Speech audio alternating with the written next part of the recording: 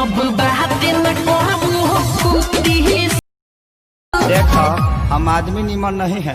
माटी के शरीर जे पाइब तुम सब है जैसन बोलब हो।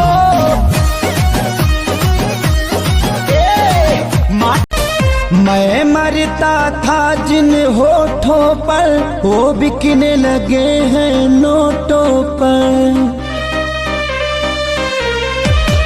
मैं मरता था जिन होश में मतलब तू जोश में लागे न दे भैये ये राजा जी आइए देवा का तू काम जहु आइए देवा का।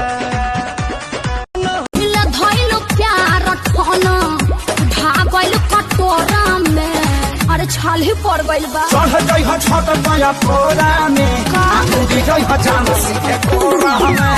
चढ़ गई हो छत चल रे आइट के देखता करी दादा बबरी बनौला बिया झपरी। काजर के चले चित कबरी जाने के करा में रगरी देह झलकावतिया सगरी।